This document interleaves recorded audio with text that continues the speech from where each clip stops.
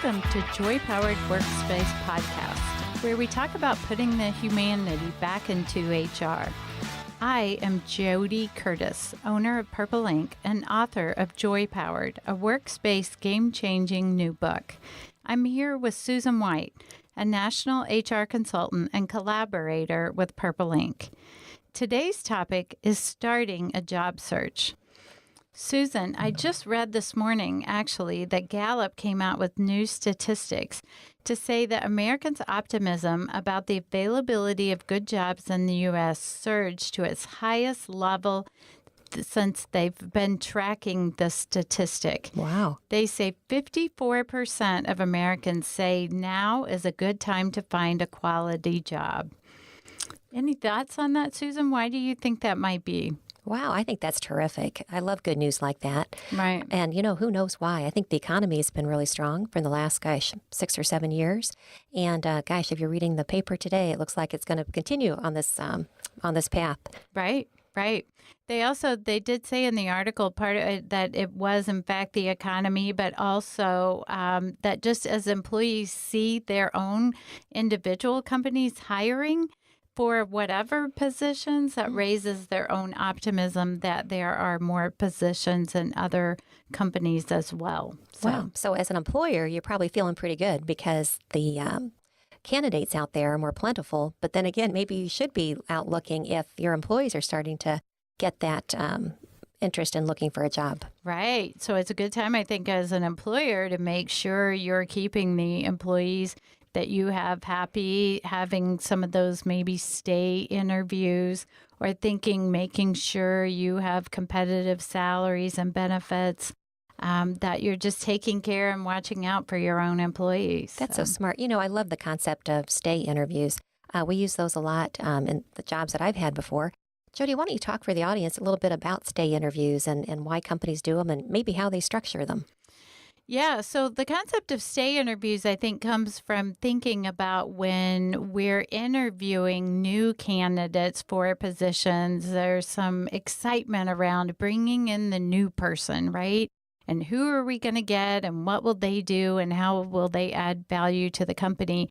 But so many times we don't think about doing that with the employees we currently have and generating some excitement around them and, quote, interview them about what do they like best about what they do, what strengths are they able to use in their job, how might they use their strengths more often in their job, what types of things might they do differently, what sort of plans and goals do they have in their current roles. What I love about stay interviews is that when you learn all that stuff from your current employees, it helps you tell the story to future employees about why it's great to work here. And that can really help you as you brand your recruiting strategy. Right.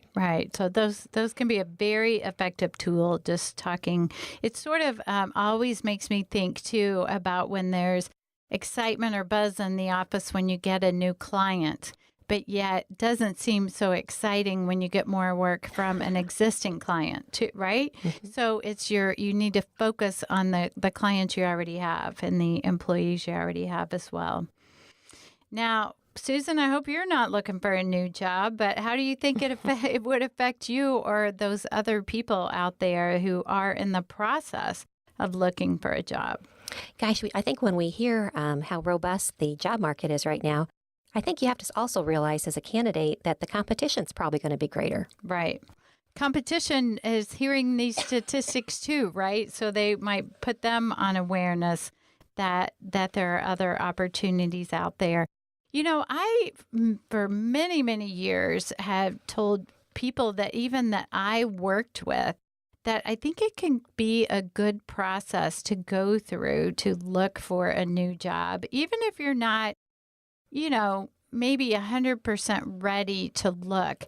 Because I always tell people, I think two things can happen when you interview for a job. Either A, you do find something that's better than where you are, or B, it makes you appreciate where you are.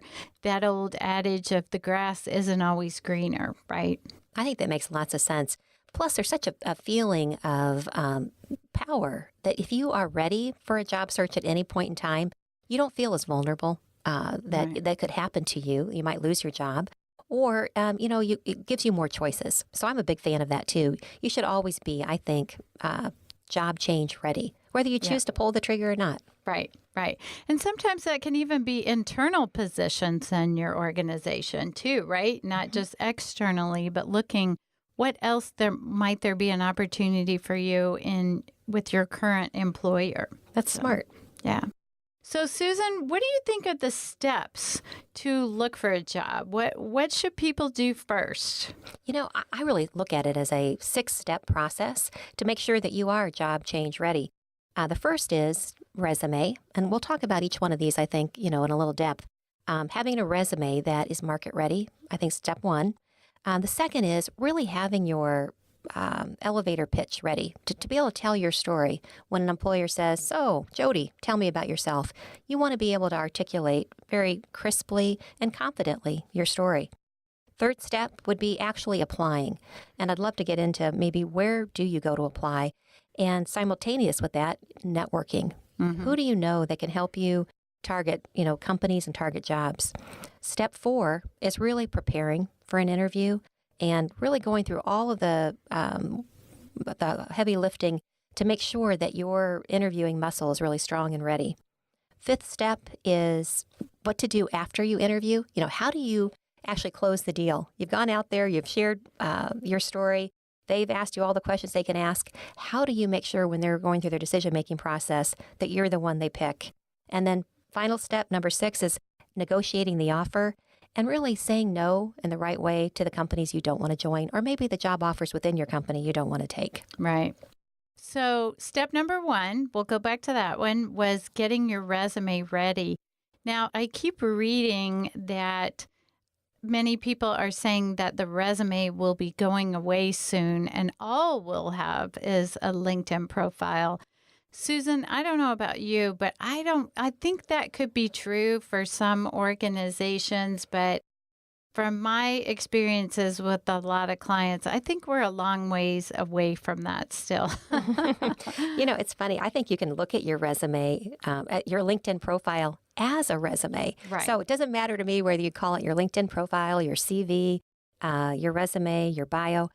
You really do need to have some document. Right. And even if you only see it online, that talks about what are your strengths, what are your abilities, what's your education, what's the work experience that you've had. Right. I always tell people, I think a resume is your way to reach out, but your LinkedIn can be a recruiter's way to find you. I also think too, and Susan's right, they can double as the same, your resume and your LinkedIn. But I am an advocate of having a short, simple, easy to read resume. Whereas LinkedIn profiles, I think most employers or recruiters are scanning or finding based on keywords. So I think those can be longer. I don't think a LinkedIn profile has to fit on one page. Oh, I agree with you. And we do know that many companies, and in fact, a recent study I saw said over 80% of employers are actually spending money on LinkedIn to do data mining because they're out there trying to find passive candidates, or they're out there trying to find you and me. And they're going to first do a Boolean word search based on the requirements they have in their job. They're going to try to find people on LinkedIn who have those skills and those abilities in their profile. Right, right. So beef up your LinkedIn profiles for sure. I get a lot of questions surrounding the recommendations and the endorsements on LinkedIn. I'm sure there are lots of different thoughts on that, but I know at Purple Ink, we are not looking at endorsements or recommendations. Recommendations can be nice sometimes, sort of a mini reference check, if you will, that someone has added to your profile, but it's easy to ask good friends to write a recommendation on there. So I'm not sure I would spend a lot of time focused on that. Step number 2. Yes. Are you ready for that one? Sure. Yeah. This is where you really want to get your elevator pitch or your 30-second commercial written out and practiced in your own words and your own voice so that when the interviewer says, "So tell me about yourself," And believe me, I know some of you are saying, I'm sure an employer is going to say that. They have your resume in front of you. Are they really going to ask you that question?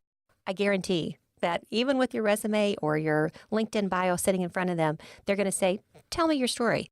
The reason they're doing that is they look to see how well you speak. They look to see your enthusiasm, and they really would love to hear from your own voice what it is that you're proud of. So I say sit down and really think about it. Yeah, I love that suggestion.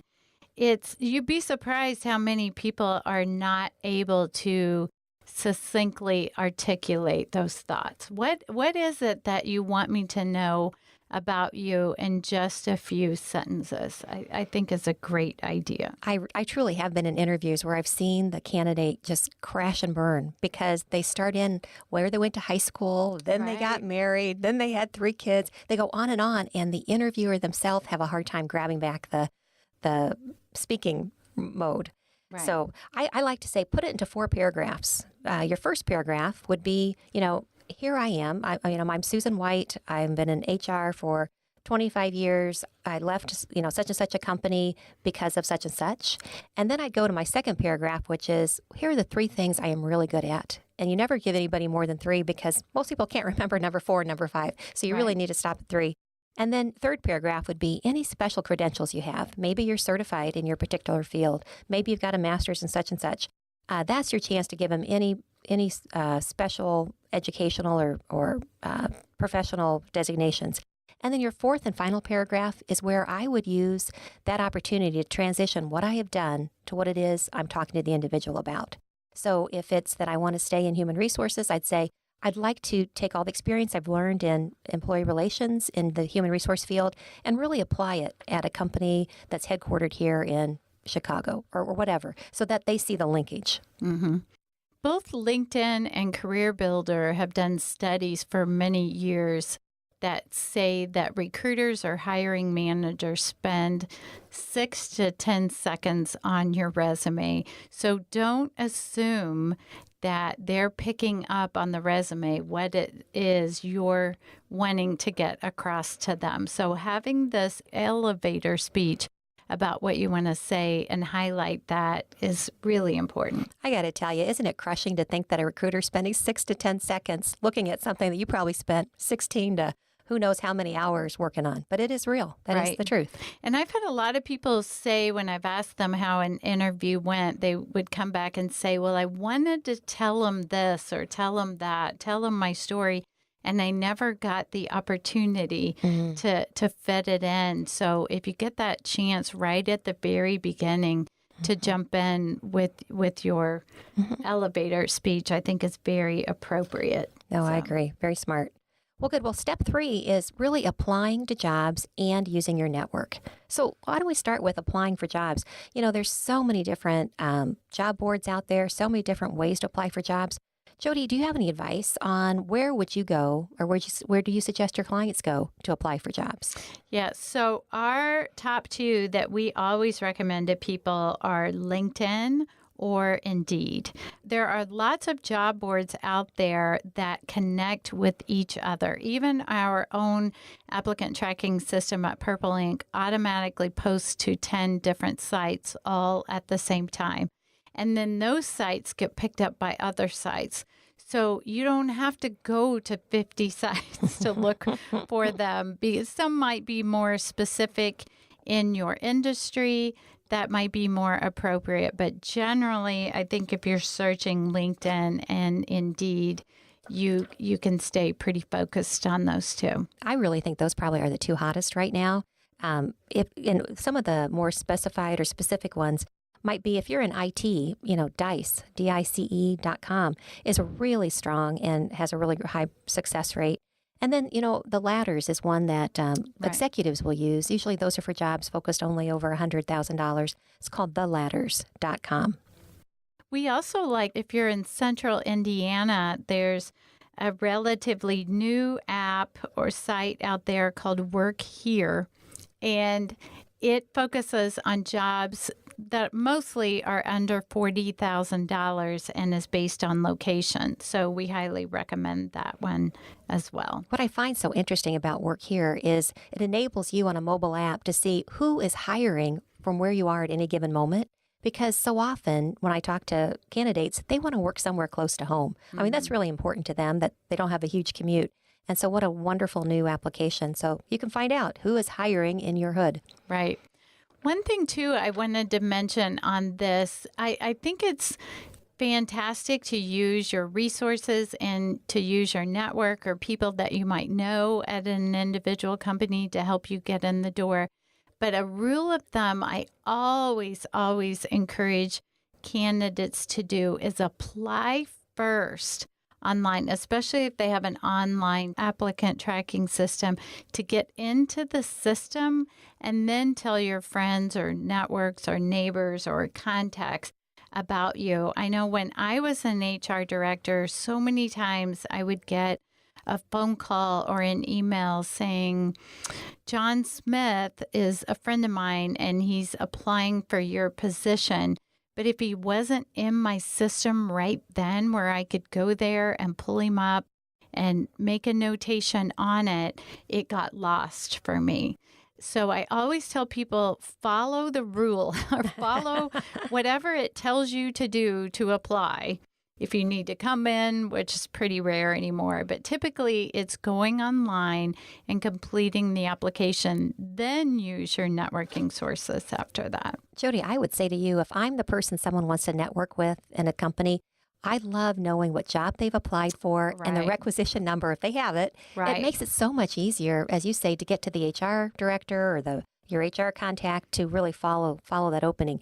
If I just get a resume from someone that says, hey, do you think there's anything in your company?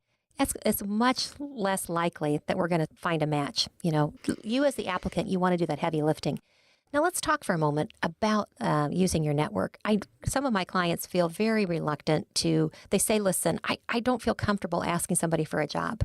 And I don't want to, go to my friends. I don't want to go to my former colleagues that are working somewhere else. It just makes me uncomfortable. I do have some suggestions on how to approach it. One is when you reach out to somebody that you think could be helpful to you, perhaps they work at that company that you're interested in working at. When you reach out to them, you don't ask them for a job. What you do is you say, listen, I'm in a job search. I would love to talk to you and get your advice about the companies I should target or some people you think I should talk to. Right. So you're not asking them for a job, you're asking them for advice. And most people are willing to give advice, and it makes them a lot less stressed. Jody, any other techniques you have in reaching out to network? That I just always recommend to people to tell everyone you know that you're looking for a new position, because you never know who might know of something.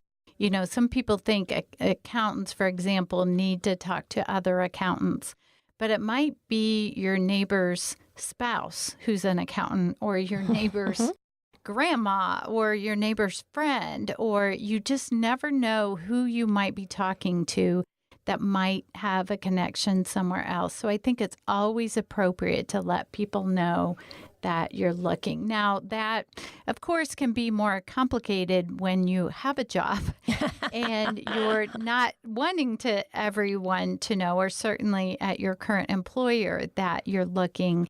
Then I think you can still have some of these individual conversations with people to let them know, but it would obviously need to be more specific about what you're looking for and where. I think that's so smart. I always say it takes a village to find a job. Right. So let your village who cares about you know that you are on the hunt to the extent that you can. Right. Totally agree. So, well, good. Well, that's applying for a job and that's networking. But let's say that you actually get a job interview set up. Let's talk about how do you prepare for an interview? What suggestions do you have, Jody, of where would you start? Well, I tell you, I just heard a new one this week that I'd never heard of before, and it actually came from my son, who is a sophomore in college interviewing for internship positions.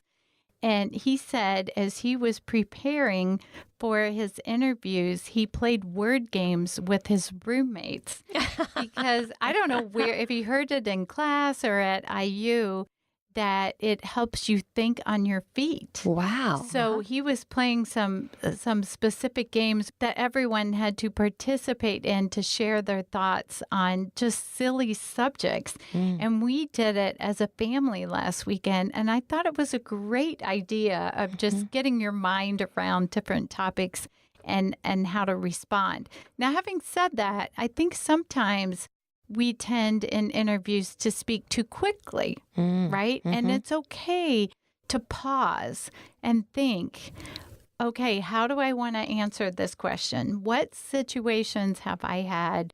What do I want to share? Even to say to the interviewer, let me think about that for a second. How do I want to answer this? So thinking on your feet is good, but maybe still pausing to make sure how you want to articulate your answer. Oh, that's great. We know that many, many employers are trained on behavioral-based interviewing, right? Right. And so they are going to ask you questions about, give me a specific example of a time when you, and they're going to pick something that's needed in the job that they're trying to hire you for. It might be, give me a specific example of a time you had a difficult customer. What did you specifically do and what was the outcome? Right. And so you want to think about, as you prepare for interviews, what are some, look at the job description. Looks like you're going to be dealing with customers. It looks like you might be working across the organization on projects. It looks like you might need to be able to use different types of technology. Spend some real quality time thinking about, in your past jobs or even in your volunteer work, how have you used those skills so that when they ask you for a specific example of a time you dealt with a difficult customer, or you were on a project team where somebody wasn't pulling their weight, or sometime when there wasn't the technology available that you needed, and they ask you, what did you specifically do and what was the outcome? You've got some real authentic situations that you can share. So I'm always encouraging people to think through really specifics from their job. So even if that interview, they have to pause and think about a time, it will have been fairly recent that they had thought about it. So it should pop up. Right.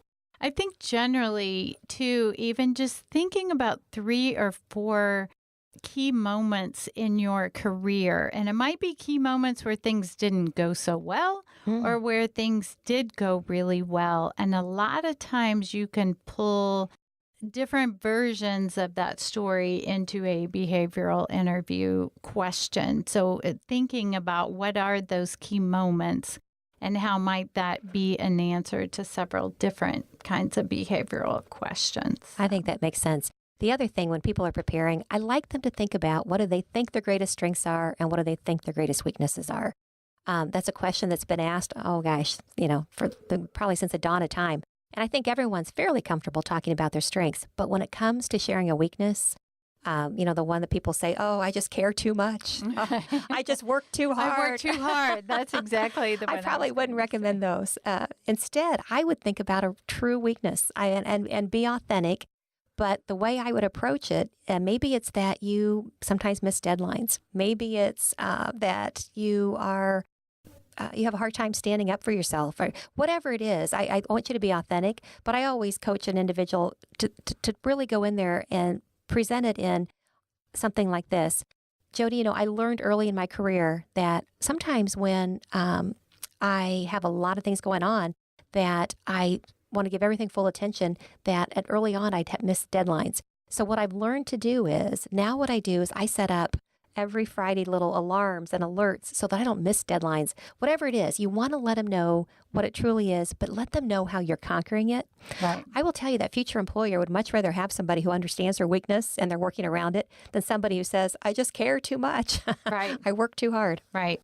Well, and Susan, I'm a big fan of strength finders, and it truly, our greatest weaknesses can in fact be our greatest strengths. Some of those standard answers you mentioned, I've heard many, many times too, but thinking, I just told you before we started that one of my top 5 signature Gallup strengths is positivity, and that can lead me to be naive in being overly positive. So try and give a specific example maybe of how that has happened, like Susan said, and what you are doing to overcome it and not just sound a bit sappy about it. I think that's really fair. That's great. So you've had an interview and you think things went well, but you don't know. They told you they'd get back to you with an answer. What are some of the things that you can do as a candidate to hopefully make sure that they give you an offer? What are some follow-up activities after the interview that you'd suggest, Jody? So it used to be years ago and early in my career when it was the thing to do to send a written thank you note, right? It's extremely rare when I get a written thank you note anymore, and I don't even expect people to do it. But I do expect a follow-up email, at least. Certainly, it doesn't hurt to do a written thank you note as well. But I do expect a follow-up. That so many times I hear people say, I haven't heard anything from them. It's been a week, or they told me they'd get back with me in a week, and I haven't heard. And I've said, have you followed up with them? Yes. To say, hey, not that you want to be aggressive with them, but I had a note on my calendar that I might hear back from you today, and I was just checking in to see the status. I also do think, Susan, though, it does take, if someone tells you they will get back with you in a week and they don't, it's totally appropriate to follow up. But many times, too, I think it does take employers much longer than you think to make decisions, or to get approvals, or to have a meeting with other interviewers and follow up. So don't lose hope if you don't hear back right away. And you may have been one of the very first candidates they saw. And you could be the bar or the standard they're comparing everyone else to, but it takes them a while to get through it. I get it. So don't panic when you haven't heard. I have a rule of thumb that if someone says, we're going to be back to you in a few weeks, then you do your thank you note, whatever medium you want to use. And then I say, try to stay in touch every 5 business days, even if it means you just send an article about something you talked about in that interview, or perhaps it's sending a note saying, hey, I didn't give you my references when I was there. I'd be happy to give those to you. Or you just want to say, I'm just touching base to let you know how interested I am in coming to work for you. If there's any additional information you need, just let me know. I will tell you that follow-up every 5 business days, unless they've told you it's going to be 2 weeks, then you don't need to bother them in between if you have a specific date they're getting back to you. But that follow-up can really set you apart from most other candidates. Right. This, of course, would also be an appropriate time to use those other networking resources that you have that might have a connection to the interviewer, to the owner, to someone in a decision-making role, or even just to put in a good word for a candidate. Sometimes it doesn't really matter what the person's position is at the organization. It's always nice to make a connection via someone. It is nice to know that person, has a friend. Right. We want that kind of person in our workplace. That's super. Well, then the final step 6, is really either accepting or negotiating the offer or declining the offer. If you get turned down for a job, I can't tell you how many times people have been turned down for jobs. You as the candidate do it so graciously that the employer sometimes comes back when they have that opening occur again, or they get to add to staff. You've invested time with them and they've invested time with you. Just because they're turning you down for this specific job, the relationship may not be over. So I always say you want to end it on a classy note, very positively. Let them know you've appreciated it, and then don't be surprised if some point in the future you don't have an opportunity to speak with that person again. Right. A lot of times people think they didn't get a job because they messed up, or they said the wrong answer, or they did something wrong in the interview process. And I know as an interviewer that 90% of the times it's not the case, and that we're actually struggling to make a decision between the top 2 or 3 candidates to decide which one. And it might just be one thing on the resume that puts someone else above, or a couple of more years experience in a particular function or field, or a different kind of degree. And so it's very likely that an opportunity could arise that you might still be a fit for the company. Makes sense.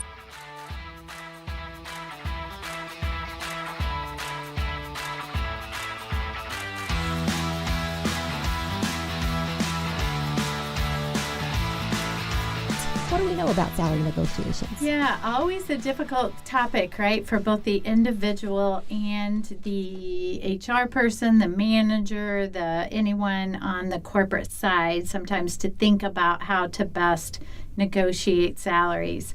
But in the November 2016 issue of SHRM's HR magazine, a few statistics they included were that salaries in the U.S. have actually decreased 3.1% on average since 2008. However, all is not equal. Employees in lower paying and entry-level positions have experienced a 14% inflation-adjusted drop in wages since the recession of 2008. Why do you think that is, Susan? I don't know. It's been a long recovery, hasn't it? Mm-hmm. And when we look out there, some states have been really aggressive about raising minimum wage, but others have just really bared down and really tried to keep wages low. Right. That's my sense, too, is that since the recession, as new people were hired in at actually lower pay than maybe where the norm was before, that has really reset that number. It must be the supply and demand, the perception by employers, and obviously the reality. They're able to get people at lower wages for those entry-level jobs. Right. Another statistic they included was that senior managers have seen a 3.5% real salary growth in the same period. So it's not across the board. The higher earners are earning more, but the lower paying positions are earning less. Doesn't feel good, does it? Yeah.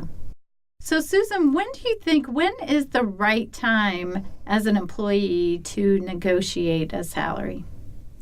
I really believe it's before you say yes to that employer. Most of your bargaining power exists before you agree to go join a firm. Mm-hmm. So as I talk to my clients, I talk about, you want to, first of all, figure out what it is you want to do with your life, and then you want to figure out where you want to do it. And then you really need to make sure, before you sign on the dotted line, that you are feeling comfortable and good about that salary. So that's really the time, I think, to do your negotiation. Right. And how do you find that information on what the salary for a position should be? Having worked on the corporate side for a long time, I know we try to be very careful before we share how much we're willing to pay for a job with a candidate. Because, when you think about it, you're trying to figure out, how do I get the best value for the firm at the lowest price, right? Mm-hmm. And on the opposite side of the table, you have the job candidates trying to figure out, how much can I get? So it's not easy. Sometimes you won't find it often in a job description, how much is the salary range. So you have to do some homework. Some places that I recommend people go out to payscale.com or glassdoor.com or even salary.com. Right. There's 3 different ways of going out and taking a look on the internet, recognizing that it's self-reported, usually, information. Right. Jody, where do you usually send people? To those exact same places. And I think sometimes, too, it's asking questions, although that's, can be trickier. But asking people who work for other companies what they believe or what they might be making, which, of course, is an awkward question. And we have to be careful with that. Different companies have different philosophies on pay. Some companies pay less but have better benefits. Some companies pay more but have less benefits to offer. So it can be dependent on a company's pay philosophy. Do they want to be a leader in pay? Do they want to be on the lower end? Do they need to pay more to get people to come to work in those positions? Or do they have a culture that people want to work in that they don't have to pay as much? So I think that's a great point. And you also have to understand, at some places when you go in, wherever you come in may be where you stay, and they incent you by bonuses and so on and so forth. Other places have very formal review processes, and you might just get yourself onto a ladder. So where you start may not be nearly as important, as to what's going to happen to you once you're there. Right. Jody, there is another resource that I have found to be very valuable. It's the Department of Labor's Occupational Information Network, right. ONET. And I think it's called, if you want to look at it online, you'd go to onetonline.org.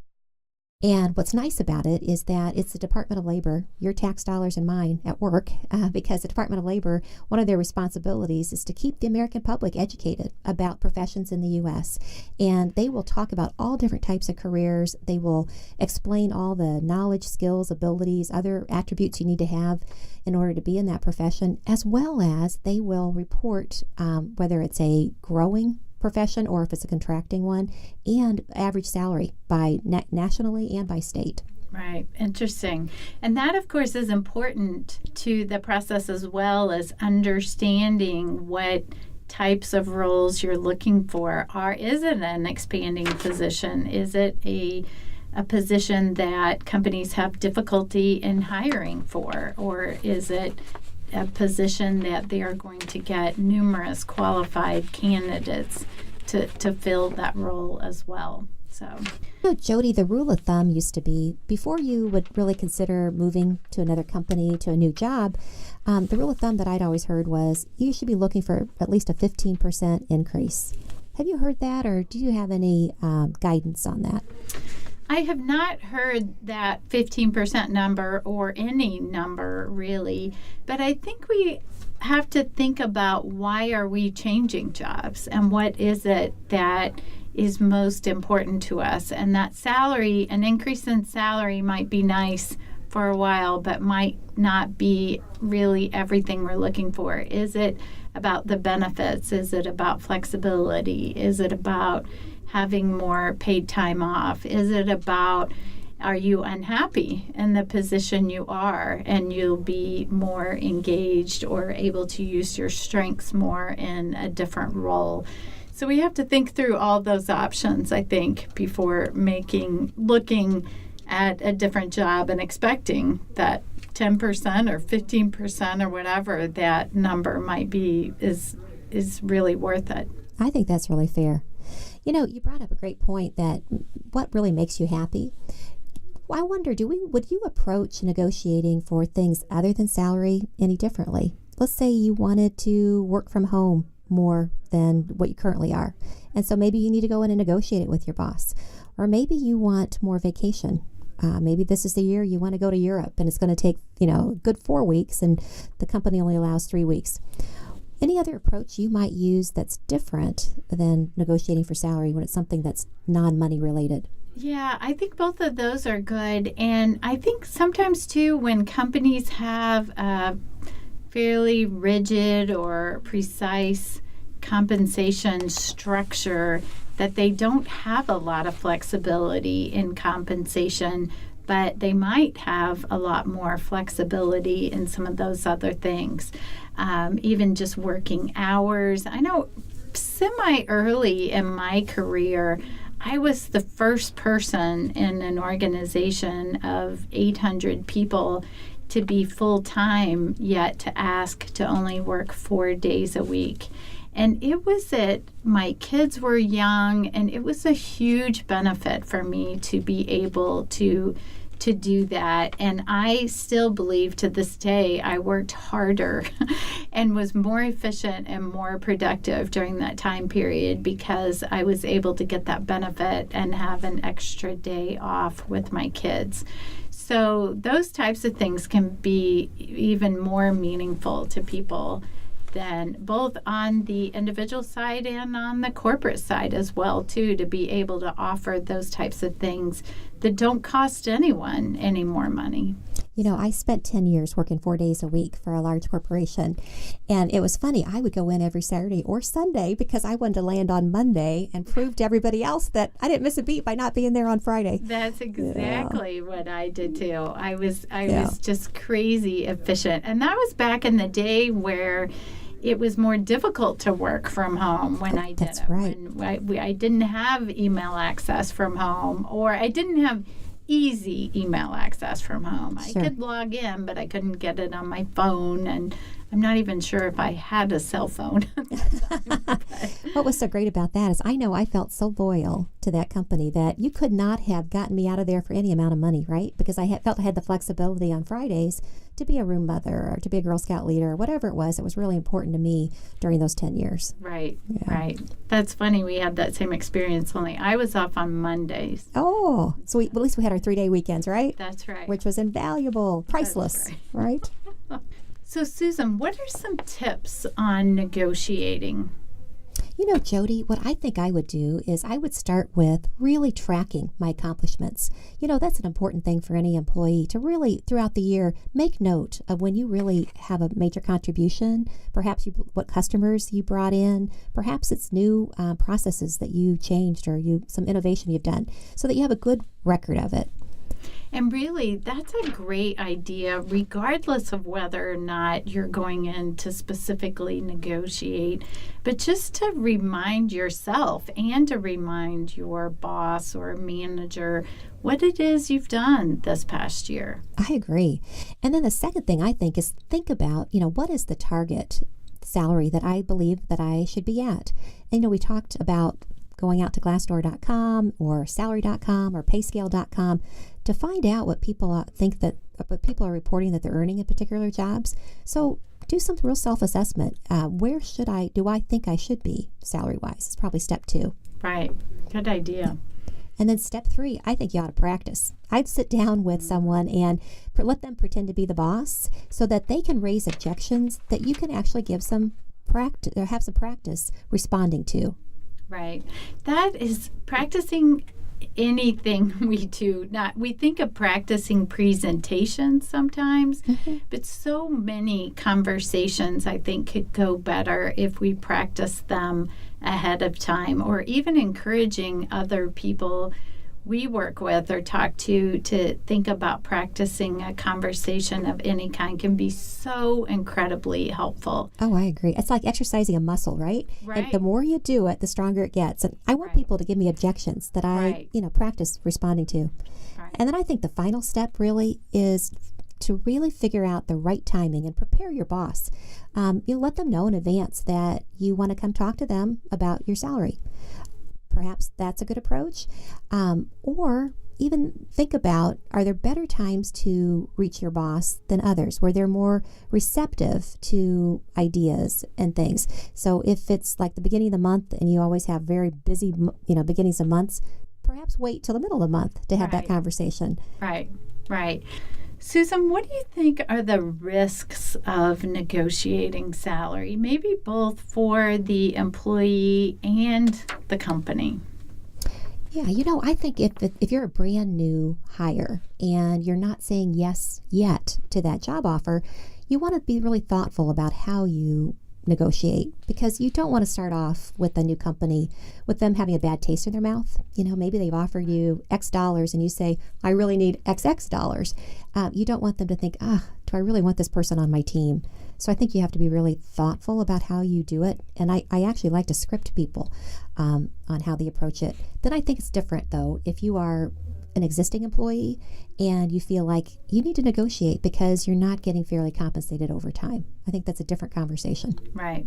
And both of those, again, go back to understanding the role and the market value, or even especially at either point, I think you can ask the company, where did they get their information? How did they determine what they felt the position was worth?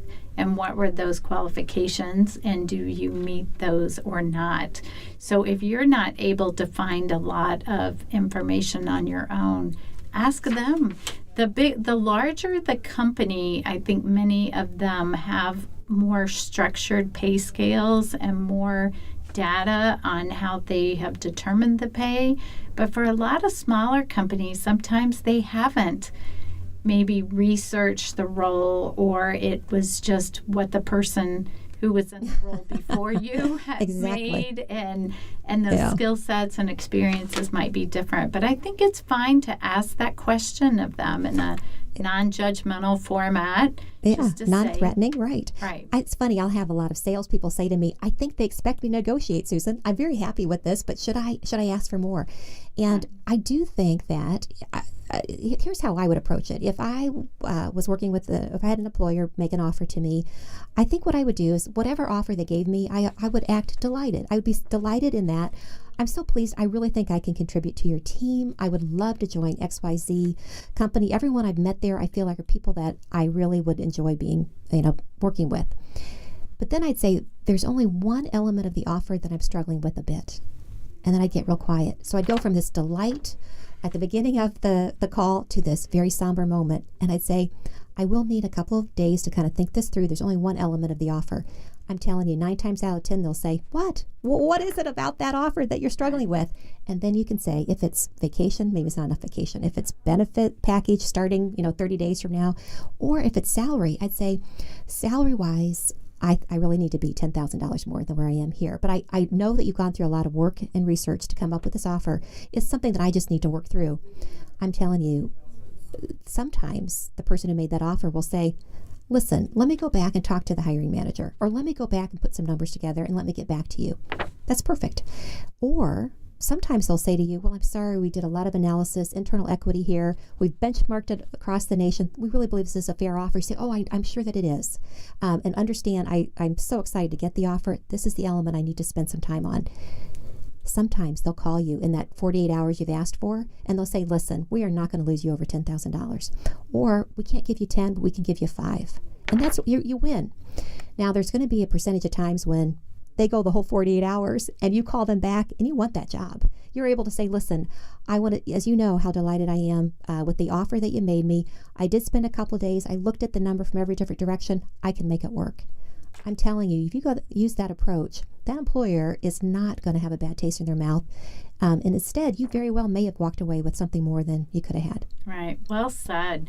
I think, too, from the corporate side, I have certainly in roles as an HR director or even in consulting with our clients about salary negotiations, I've had many people come back to me from very inexperienced people to very experienced people who ask those same questions.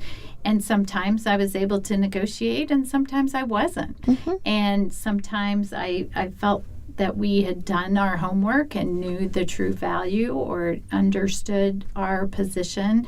And I was able to explain that, and it worked well in all situations, sometimes where I wasn't able to negotiate but still was able to hire the candidate, and sometimes where we did negotiate and it made sense for us to do so. So it doesn't hurt if you have your homework and if you know what you're asking for. I agree. And you use the right tone.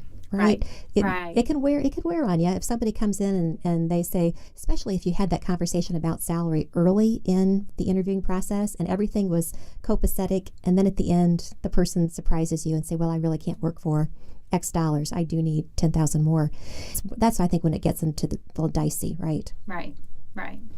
We recommend to our clients many times to have that pay philosophy or have that understanding of where they are in the marketplace in terms of both compensation and benefits, so that if they come back to the candidate or to a current employee and say, don't forget, this is what our benefit package represents, this is our paid time off policy, which many times is much more difficult to compare to other companies, and you can be firmer in the offer that was made. So I think that's really fair. So Jody, I continue to read a lot about the gender gap that women are earning, I think on the average, about 80% of men across the country. Why do you think that is? And any suggestions that you might have either for women listening or even some of our employers that are trying hard to, dispel that trend? Yes, so I always feel as I'm a little bit naive on that topic. I'm certain there are companies out there who may just not pay as much. But I've also seen many companies too where the women have taken time off, who have less experience in roles where they're trying to make that comparison between a man and a woman where all factors are not the same. I'm certainly not justifying or expecting that women should make less, but I think it goes back to what we said earlier of understanding the differences. Sometimes we have to ask the questions about what the factors are in terms of the qualifications and the experience. Having said that, it is also very well known and documented in many books that women are not as good at negotiating salaries from the beginning. And just as you mentioned earlier, that can be the key time to ask for that negotiation, and women seem to not have that confidence to ask as many questions as men do. You know what? I think you're right. And thank goodness for the Equal Pay Act. I think that, Right. especially in jobs that are very uniform or consistent, it's very easy to make sure that women and men are paid on balance. Where it gets more difficult, I believe, is as they continue to rise up in the ranks and the more professional level. I read a study recently that they talked about that the more income that a woman makes, the more choices she has. And so the options tend to expand. So we see, and I guess even from our own personal experiences, we see professional women, want to, when they start having children, to opt into part-time careers or take more flexible options and employ those, which tend not to pay as much as somebody who is, rising through the ranks, as many men often do, to the executive level. Certainly, when you look at CEOs across the country, women still are in the minority, right? Absolutely. But I do also think it has to do with negotiation, that the confidence level that you sometimes need to have to look your boss in the eye and say, I think that I'm worth more. Right. So what, Jody, I am interested. So what do you do, or what do you think about when an employee comes to you and you find out that they have been talking to other employees about salary? I mean, what do you suggest to your clients that they do? I know that sometimes they get kind of heated and worried that why are their employees talking about salaries? Right. Well, I've actually seen it in employee manuals where companies say that employees are not allowed to talk about salaries with each other, but that is not, there is no rule or law out there that says employees can't talk about it. So you can't actually do anything about it that is legal or fair. In fact, the National Labor Relations Board has come out very strongly that it is a protected concerted activity, that employees, whether it's unionized or not in an environment, has the absolute right to talk about working conditions, including their pay. Right. So it will happen. It will happen. And the employers, I think, again, it's one more reason to have your ducks in a row about your philosophies and pay structures and pay scales, and making sure, especially where gender gap is an issue, that making sure you're paying people fairly and appropriately for the same positions. And I think you're so right. I think that transparency, that if an employee comes forward and says to you, listen, I'm not making what my coworkers are making, and I feel like I'm being mistreated, that you have done that homework and you really do have a pay philosophy, and ask that individual, now, why do you feel that you should be earning what so-and-so is earning? Where do you feel that you're being undervalued? And then listen, right? Right. Let them make their case and see what makes sense. So.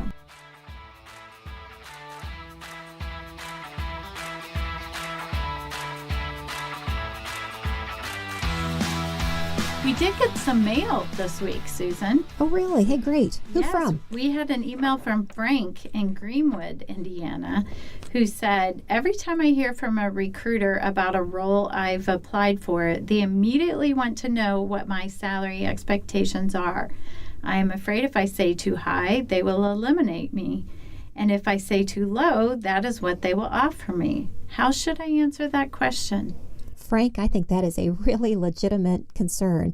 I know from the years that I've worked on the recruiting side of it, we would get usually so many applicants for jobs, and we would pick up the phone and call people to screen them, just to see, do we have the right fit here? Is this somebody that we want to invite in to actually meet with the hiring manager? And the fact is, if someone's used to earning $100,000 and the job we have to offer is $35,000, we think that's a good time to clear the air before everybody gets dressed up and comes in. However, when I'm on the other side of it and I'm coaching clients who are trying to find a job, I always say you want to get in front of the hiring manager and you want them to fall in love with you before you start talking salary. Because if you're usually it's the HR screener or someone who's screening, they usually don't have a lot of latitude or decision-making responsibility or abilities really to up a job or to increase the wage. You need the hiring manager to get engaged. So you've got to get past round one, and that round one is that phone screen. So I always say the important thing to answer is something along the lines is, I really want to come work for XYZ company. I really think I can make a difference. I'm not so worried about salary. It's more about this opportunity. But in that same breath say, but may I ask, what is the hiring range? Now at that point, the screener has asked you the salary question, so it's not like you're asking it out of the blue, in the dark. Usually they will come back and say, well, our hiring range is 35 to 50,000, whatever. And then you yourself can say, I don't think we have a match. Or you can say, fine, let's talk more about the opportunity. I would really love to get in front of some of your hiring managers. Yeah, great advice. I know at Purple Ink, we highly recommend, which is not typical, I don't think, and you mentioned it earlier, that most employers do not include the salary range in the initial posting. And we actually recommend that to all of our clients because we feel like so much time can be wasted if you have a $50,000 position and $100,000 candidates apply. If you have and you've done your homework and you know what the range is that you're going to pay, to include that from the very beginning. I do appreciate that can be good advice, though, for the candidate to maybe get their foot in the door, too. But I think from a time perspective, the hiring can be such a long and expensive process that by including that in the beginning, people can make that decision as to whether it makes sense for them to apply or not. I do like that idea. I think it's pretty rare, but I think that's a very smart advice you give. The other thing I hear from clients is that when they fill out a job application, so often they have to put some type of a salary in there. Like what was your most recent salary? The good news is there is some legislation in a few states that is barring that because they have found it to be discriminatory to individuals. Right. And so who knows, maybe over time that'll be a question of the past. What was your most recent salary? But what I always say to people is put in zero. If it'll take the number zero, put it in, because they don't usually allow you to skip it. And that way you can have that conversation when they call you at least. Right. Anything you can do to help yourself not get screened out before you're ready is a positive. Right. Don't we have another email, Susan? We did. Hey, this one is from Laura in Westfield. And what she said is, I'm getting ready to negotiate for a raise. Should I send an email to my boss with all the reasons why? Should I call him? Or do you think I should meet with him in person? What do you think, Jody? Well, I think having face-to-face conversations is always the best answer. That doesn't always work either if you're not in the same location or you work remotely. But anytime you can have a face-to-face conversation around that is most helpful for both parties, I think. I do like you mentioned about being prepared and thinking of your accomplishments. If you can give your boss a heads up as to what some of those are or maybe what the topic is, he could also be prepared coming into the meeting as well. So it wouldn't hurt to give them a heads up. What do you think? Yeah, I agree. And the fact is, if you're really keeping track throughout the year of your accomplishments and the real value that you brought, I would definitely, if not send it in advance, if he or she knows we're going to be talking about salary, at least bring it with you, because I really do want to have some facts there as to what I've done over the past year, or at least over the past period of time, so that they're more inclined, I think, to realize that from a pay perspective, maybe I'm worth more to the firm. Right. I had a client tell me once several years ago, he said, Jody, how much do people want to make? And his answer was more. Because we all want to make more than what we make, right? Yes. But we have to have we have to be prepared for that. We have to have some thought. We have to have done our homework. We have to track those accomplishments. We can't just go in and tell our boss that we want to make more because we think we're doing a good job, right? Mm-hmm. That's not being an effective negotiator when we're not prepared and haven't done our homework to bring to them. I totally agree. We did get an email this week from Peg in Indianapolis, and she asked a great question that was relative to this topic. She says, I'm not happy in the job I am currently working, but I am concerned about how it looks to other employers that I am hunting while still employed. Is this frowned upon, or what can I do to keep this from tarnishing my presence in the interview? I would say that it's very common to look for a job while you have a job, and I would not let that worry you, Peg. What I would do is I would be very careful to make sure that I did not use my work phone number or my work email address in the search. Because first of all, you would be using your company's time to look for another job, and that would be crossing the line. And that wouldn't feel good, I don't think, to the prospective employer. But other than that, I think it's very normal for someone to look for a job and I while you're working. Jody, what do you think? Well, I totally agree. And I think when Susan mentioned earlier about practicing that elevator speech, it's really important for you to be able to articulate why are you looking for a job in a positive way, of course, not bashing your current company or your current boss, but understanding what might this role have that is different than what you have, how you might use your strengths better in this role, or why are you out there interviewing? That's great. And remember not to bash the employer. Great point. People want to hire happy people. And if you are leaving or you're thinking of leaving where you currently work because of something you don't like, you've got to really think about how you frame that up in your elevator pitch, because people don't want to hire somebody who has got sour grapes. Right. Right. And to our listeners, thank you for listening today. If you have questions or feedback for us, follow us on Twitter @JoyPowered. If you would like SHRM recertification credit for listening to this podcast, please visit getjoypowered.com/SHRM.